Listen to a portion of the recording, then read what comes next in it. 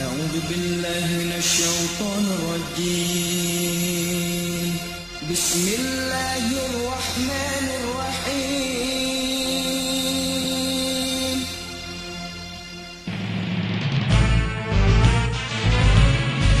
الله أكبر الله أكبر الله أكبر الله أكبر الله أكبر الله أكبر الله أكبر الله أكبر الله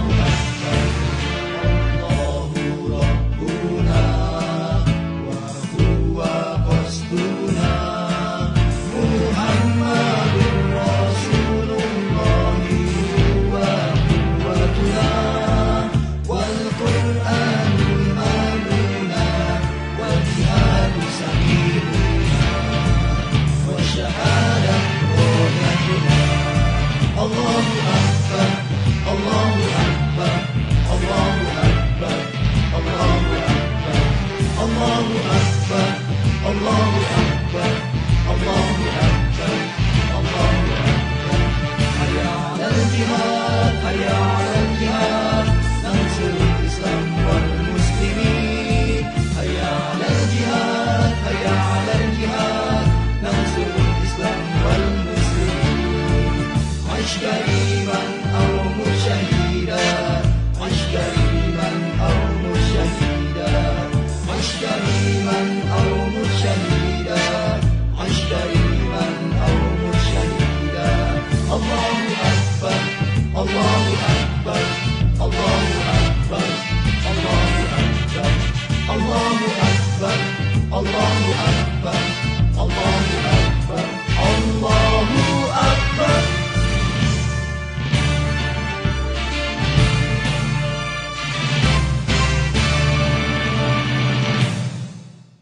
Apakah mungkin kekhilafahan akan tegak sebelum munculnya Mahdi? Wallahu a'lam. Ya, kita nggak bisa katakan apakah akan tegak, apakah akan tidak. Tapi kalau secara logika, ya mungkin saja. Nah, karena memang nggak ada satu dalil pun yang menyatakan sampai Mahdi nggak bakal ada khalifah, nggak ada. Dan nggak ada juga dalil yang mengatakan sebelum Mahdi datang akan ada khalifah, nggak ada. Nah, madam tidak ada maka secara logika, secara aklian, bisa-bisa saja khilafah itu tegak, bisa juga tidak. Wallahu a'lam. Tapi kalau penegakan khilafah Mahdi itu pasti. Kalau Mahdi itu pasti, bukan mungkin. Pasti akan tegak. Tapi kalau sebelum Mahdi, sekarang ini, apakah ada khilafah? Wallahu a'lam. Mungkin ada, mungkin tidak. Itu satu. Nah yang kedua, tentang saudara-saudara kita di Hizbut Tahrir. Yang luar biasa perjuangan di dalam sosialisasi soal khilafah. Nah, saya pikir kalau soal khilafah, Ahlus Sunnah tidak ada perbedaan pendapat. Khilafah itu harus tegak, khilafah itu mesti ada. Hanya saja Ahlus Sunnah berbeda pendapat di dalam menyikapi al-waqi'iyah. Kenyataan-kenyataan yang ada saat ini. Oh, umat Islam terpisah-pisah. Ada negara Saudi, negara Irak, negara Iran, negara Indonesia, negara Malaysia pecah menjadi negara-negara. Ini kan namanya fakta, kenyataan. Kenyataannya semacam ini, realita. Nah, pertanyaannya, sementara negara Islam ini terpecah seperti ini, khilafah belum tegak, apakah kepemimpinan ini tidak sah? Itu jadi perdebatan tinggi. Sebab kalau kepemimpinan ini semua dianggap tidak sah, semua berdosa. Nah, ini yang menjadi kajian para fuqaha. Akhirnya banyak fuqaha mengatakan nggak apa-apa. Masing-masing negeri punya pemimpin, masing-masing negeri punya pemimpin. Tapi dengan syarat mereka terus membangun kerjasama supaya ke depan nanti mereka mudah disatukan. Supaya ke depan nanti mereka menyatu di bawah satu khilafah yang alami. Nah, ini yang jadi perdebatan. Nah, kemudian muncul lagi perdebatan. Bagaimana kalau negara Islam ada yang pakai sistem demokrasi seperti Indonesia? Nah, apa boleh kita terlibat di dalamnya? Nah, di sini ada perbedaan. Ada kelompok saudara kita mengatakan nggak boleh. Kita harus konfrontasi, harus kita lawan. Tapi sebagian saudara kita bilang, ya demokrasi ini memang nggak boleh. Tapi realitanya saat ini yang ada pilihan di depan kita demokrasi. Kalau kita tidak manfaatkan, tidak kita tunggangi, kita tidak masuk ke dalamnya, nanti musuh Islam yang pada masuk. Nanti musuh Islam yang ngatur negara ini. nanti madaratnya akan lebih besar.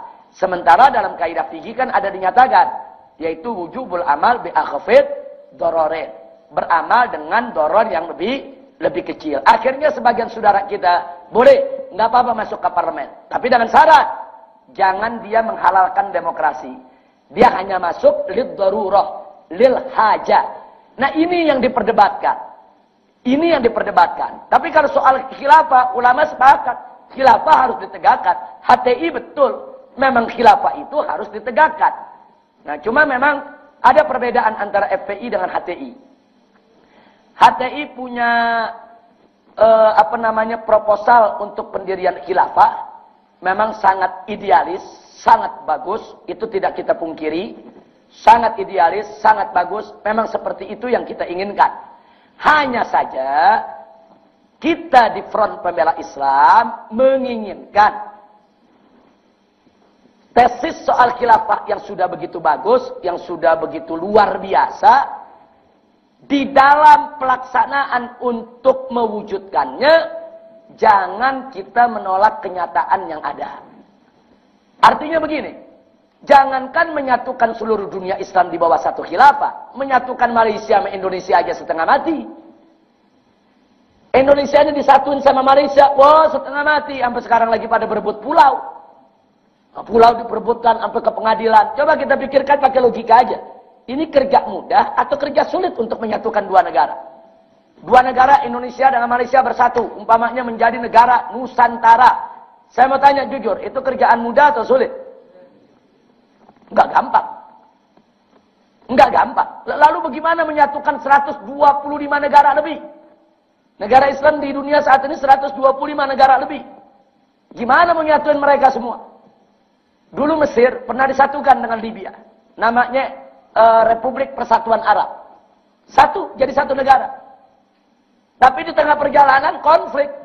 Yang orang Mesir pengen yang mimpin, yang orang Libya pengen yang mimpin. Pecah lagi. Ya sudah kalau gitu jalan masing-masing. Akhirnya Libya jadi negara sendiri, Mesir jadi negara sendiri. Nah jadi artinya FPI mencoba untuk berpikir realistis. Oh, ini nggak gampang untuk menyatukan negara-negara. Kita setuju, prinsip HTI kita setuju. Khilafah harus tegak. Nah, cuma yang jadi persoalan, bagaimana cara menegakkannya? Nah, disinilah FPI mengajukan proposal khilafah, tesis khilafah. Anda bisa baca, kalau Anda salah satu daripada aktivis FPI, itu dituangkan di hasil Munas yang lalu, bukan Munas kemarin, Munas yang sebelumnya. Di sana ada 10 langkah untuk menuju khilafah Islamnya. Antara lain, saya tidak sebutkan semua, antara lain yang disebutkan di situ, satu. Jadi begini, sebelum saya masuk ke pertama. Untuk menyatukan seluruh dunia Islam di bawah satu khilafah, ini pekerjaan yang sangat berat. Saya tidak katakan mustahil, tapi sangat berat. Nah, oleh karenanya, FPI melihat jangan langsung kita melangkah kampanye berteriak, ayo satukan semua negara. Hapuskan Indonesia, hapuskan Malaysia, hapuskan Saudi, hapuskan Emirat, hapuskan Mesir. Cukup satu khilafah. Kalau itu yang kita ungkapkan, maka seluruh negara-negara tadi akan jadi musuh kita. Indonesia akan melihat, wah ini musuh nih, dia mau ngapus NKRI. Mesir melihat, wah ini musuh, dia mau ngapus Mesir. Malaysia juga lihat musuh, wah dia mau ngapus Malaysia. Itu sama juga kita menjadi kompetitor kekuasaan di hadapan mereka. Nah, negara mana yang mau dihapus? Saya mau tanya sekarang, pemerintah Indonesia kalau dengar NKRI mau dihapus, marah gak? Saya mau tanya sekarang, kalau Mesir dengar nih pemerintahnya ada gerakan mau hapus Mesir, kira-kira marah gak? Semua negara marah. Kalau kita berteriak seperti itu, semua negara akan jadi musuh kita.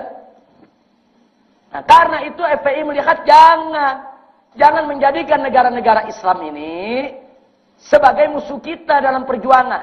Nah, caranya bagaimana? Satu, kita ajak mereka. Yuk, mari negara-negara Islam, kalian silakan jadi pemimpin di negeri masing-masing. Tapi ayo dong, kita bersatu untuk membentuk mata uang bersama. Bikin mata uang bersama. Jangan Malaysia pakai ringgit, Indonesia pakai rupiah, kemudian Saudi pakai real. Nah, kemudian beberapa negara Arab, yaitu pakai dinar, pakai dirham. Ayo dong kita satu. Eropa bisa. Eropa itu negaranya bukan satu, ada euro. Untuk seluruh negara Eropa pakai euro. Kenapa Eropa yang negara kafir bisa, kok negara Islam nggak bisa? Ayo kita pakai. Dan di mana hikmahnya? Kalau seluruh negara Islam bersatu dengan satu mata uang kita nggak kalah dengan dolar. Sekarang ini euro di atas dolar, karena dia bersatu. Dolar nggak bisa berkutik depan euro. Anda kata bersatu negara-negara Islam, ciptakan satu mata uang. Apalah namanya? Apa dinar, apa dirham, atau apalah namanya. Tapi bersatu. Dolar nggak berkutik. Bisa jadi satu mata uang kita 5 dolar. Bisa jadi. Kalau sekarang kan enggak. 1 dolar 13.000 rupiah. Anjlok kita. Nah, ini bukan mustahil. Ini kerjaan banyak negara yang mau. Malaysia sudah mau. Nah, kemudian beberapa negara seperti Iran, Irak, Mesir sudah mau. Ini kan tinggal disatukan. Kalau mereka disatukan di dalam OKI, Organisasi Konferensi Islam, kemudian mereka rumuskan bagaimana supaya negara Islam punya mata uang bersama, itu berarti menuju ke arah khilafah. Itu dulu. Jadi FPI itu punya proposal, kita dorong itu dulu. 1, 2. Contoh saja. Bagaimana supaya negara Islam bersatu? Ayolah negara Islam kumpul supaya umat Islam dari masing-masing negara kalau mau berkunjung ke negara Islam lainnya dipermudah, bebas visa. Kayak kita nih sekarang, kita ke Malaysia kan gampang. Nah, kita kalau negara ASEAN, ini udah bebas visa. Nah, kita jalan di airport udah langsung dapat visa, nggak sulit. Tapi kita mau ke Saudi dapat visa setengah mati. Kita ke Mesir mau dapat visa setengah mati. Di situ aja kita belum bersatu. Nggak usah menyatukan negara dulu lah. Bagaimana orang Indonesia ke Mesir gampang. Bagaimana orang Mesir ke Indonesia gampang. Bagaimana orang Indonesia nih ke Pakistan gampang. Bagaimana Pakistan ke Indonesia gampang. Jadi kita bebas visa. Kalau perlu nggak perlu paspor. Dan itu terjadi di Eropa. Negara-negara Eropa hanya dengan menggunakan kalau kayak kita KTP itu bisa keliling Eropa. Naik kereta. Mereka pakai itu KTP, mereka lalui seluruh negara Eropa. Nah kok negara kafir bisa, kita enggak. Padahal kan negara Eropa sendiri-sendiri. Inggris sendiri, Jerman sendiri, Prancis sendiri, Spanyol sendiri, Italia sendiri, Belgia sendiri. Mereka semua negara-negara sendiri. Tapi dalam urusan mata uang, mereka satu, euro. Dalam urusan visa, mereka satu, bebas visa. Orang Eropa mau ke negara Eropa mana aja bebas. Nah, saya mau tanya, kalau orang Indonesia bebas ke Malaysia, bebas ke Brunei, bebas ke Pakistan, bebas ke negara Arab, kira-kira bagus tidak? Ini yang kita dorong. Nah, mendorong ini nggak menjadikan kita kompetitor bagi para pemimpin negara. Pemimpin negara melihat, oh ini saran bagus, ini bisa menjalin hubungan lebih baik. Kita tidak merebut, nggak usah hapus Indonesia, nggak usah hapus Pakistan, nggak usah hapus Mesir. Ini yang jadi persoalan. Kawan-kawan kita di HTI, bagus dia punya konsep. Nah, tapi grassroots yang dibawa kadang-kadang suka melontarkan begitu. NKRI mesti dihapus. Indonesia nggak boleh ada. Pakistan nggak boleh ada. Saudi nggak boleh ada. Semua jadi satu negara. Nah kalau pemerintah dengar bagaimana? Wah ini mau hapus Indonesia nih. Dijadikan musuh. Nah itu contoh yang kedua. Contoh yang ketiga. Saat ini orang Indonesia mau kawin di Malaysia setengah mati. Orang Malaysia mau kawin di Indonesia setengah mati. Kenapa nggak dipermudah? Pokoknya sesama negara Islam yang dari sini mau kawin di negeri ini, yang ini mau kawin di negeri ini, dipermudah. Ini yang mesti didorong. Yang keempat, di Eropa itu mereka punya parlemen bersama. Jadi Inggris punya DPR, Belanda punya DPR, Italia punya DPR. Nah, DPR ini mengirim utusan. Mereka membentuk parlemen Eropa. Jadi parlemen Eropa kalau sudah berkumpul, seluruh negara Eropa ada. Dahsyat, ini orang kafir bisa bersatu begitu. Padahal beda-beda negara. Kenapa kita negara Islam nggak bisa? Yang kelima, kita lihat, ini orang-orang kafir nih. Mereka bersatu dalam apa? Dalam pertahanan militer. Mereka bentuk NATO. Satu aja negara Eropa diganggu, NATO turun semua. Inggris diganggu, Belanda kirim tentara, Italia kirim tentara, Spanyol kirim tentara, digebuk dan ngeganggu. Mereka punya kapal induk, mereka punya pesawat, mereka punya amunisi. NATO itu pertahanan militer rame-rame. Sampai hari ini negara-negara Islam nggak bisa ngebentuk pertahanan, fakta pertahanan militer. Kenapa kita nggak bentuk bersama? Kalau kita bentuk bersama, sebentar Israel bisa kita usir. Ini makanya jalan kita menuju khilafah ini nggak gampang. Boro-boro mau khilafah, ini kerja soal pisah aja. Kita nggak mau bersatu. Kita khilafah belakangan dulu lah. Ini dulu. Ini kalau bisa nih, umat Islam semua negara, Saudi, Mesir, Libya, Indonesia, Malaysia, semua bersatu, punya tentara. Rame-rame patungan beli kapal induk. Rame-rame patungan beli semua persenjataan. Mana berani Amerika sembarangan ganggu negeri Islam. Jadi kalau ada negeri Islam bermasalah, negara kafir nggak usah masuk. Cukup negara Islam yang masuk. Tentara gabungan dari seluruh negara Islam masuk, amankan. Nggak ada sampai saat ini. Eropa punya sejak dulu. Mereka kompak di NATO. Nah dulu Eropa Timur juga punya, yaitu Warsawa. Nah, tapi udah bubar sekarang. Tapi yang Eropa yang saat ini ada mata uang mereka satu, euro. Parlemen mereka bersatu. Kemudian visa mereka mudah. Kemudian antar bangsa Eropa mau kawin dipermudah. Orang Perancis mau kawin di Italia, Italia mau kawin di Spanyol, Spanyol mau kawin di Inggris. Semua serba mudah. Bahkan perjalanan antar negara mereka nggak perlu pakai paspor. Cukup mereka pakai KTP udah bisa melintasi sekian belas negara Eropa. Dan mereka bikin persatuan untuk fakta pertahanan militer yang bernama NATO. Mereka saling membela satu sama lainnya. Kenapa negara Islam nggak buat itu? Baik, yang berikutnya lagi. Negara-negara Eropa ini juga luar biasa. Mereka di dalam kontrol telekomunikasi mereka bersatu. Mereka jaga, mereka punya satelit. Mereka jaga supaya nggak disadap sama Amerika, nggak disadap sama negara-negara lain. Mereka bersatu. Nah umat Islam, negara-negara Islam nggak bersatu. Masing-masing beli satelit sendiri. Indonesia beli satelit Palapa. Yang bikin Amerika, yang operatornya Amerika, yang jalanin Amerika. Akhirnya presiden telepon disadap sama Amerika. Kan musibah. Presiden kita disadap handphonenya. Berapa kali terjadi dari zaman Habibie. Sampai rekamannya diperdengarkan. Bisa kita bayangkan kalau presiden dia punya komunikasi bisa disadap. Bagaimana kita semua? Nah, mestinya negara-negara Islam bersatu. Punya satelit termahal. Patungan. Tutup ini. Yang namanya seluruh dunia Islam dengan satu satelit mereka berkomunikasi. Bisa kalau mau.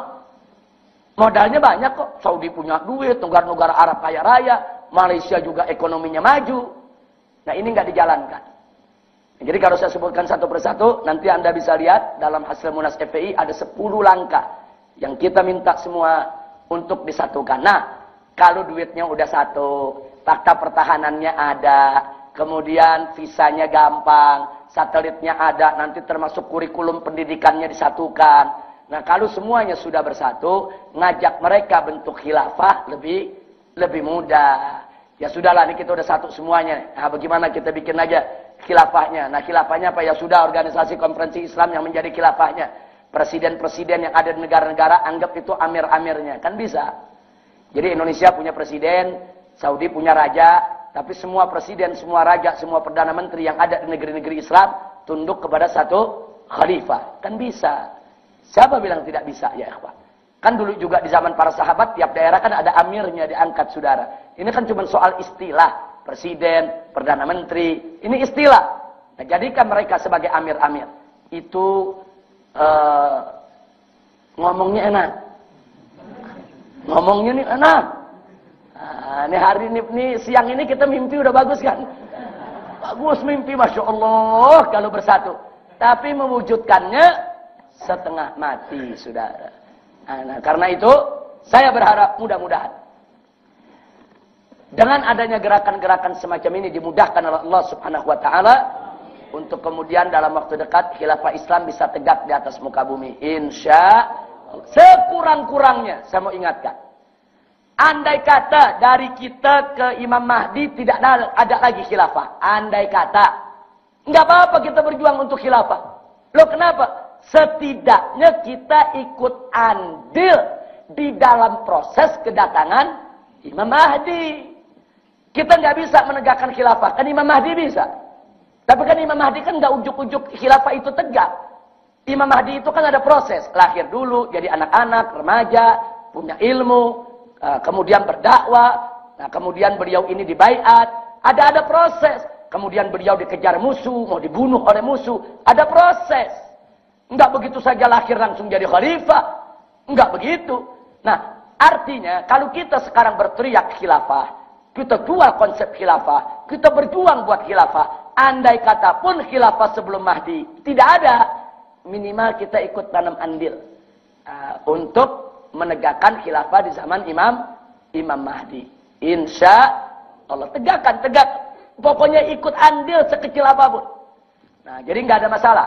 HTI dengan program khilafahnya, FPI juga ada menyinggung soal khilafahnya. Teruskan semampu kita. La yukallifullahu nafsan illa wus'aha. Nah, mudah-mudahan Allah Subhanahu wa taala yaitu memberikan kepada kita semua sehat walafiat dan keberkahan di dalam menuntut ilmu serta supaya ilmu kita menjadi manfaat. Amin ya rabbal alamin. FPI harus ikut berperan aktif dalam upaya menegakkan khilafah Islamiyah alamiyah sesuai syariat melalui langkah-langkah logis realistis yang elegan dan bertanggung jawab, serta sejalan dengan nafas kemajuan dunia, yaitu dengan mendorong 1. Peningkatan fungsi dan peran organisasi konferensi Islam. 2. Pembentukan parlemen bersama dunia Islam. 3. Pembentukan pasar bersama dunia Islam. 4. Pembentukan fakta pertahanan bersama dunia Islam. 5. Penyatuan mata uang dunia Islam. 6. Penghapusan paspor dan visa antar dunia Islam. 7. Kemudahan asimilasi perkawinan antar dunia Islam. 8. Penyeragaman kurikulum pendidikan agama dan umum dunia Islam. 9. Pembuatan satelit komunikasi bersama dunia Islam. 10. Pendirian Mahkamah Islam Internasional. Tegakkan khilafah Islamiyah, bukan hapuskan NKRI, tapi justru memperluas NKRI yang semula dari Sabang sampai Merauke menjadi dari Sabang sampai Maroko.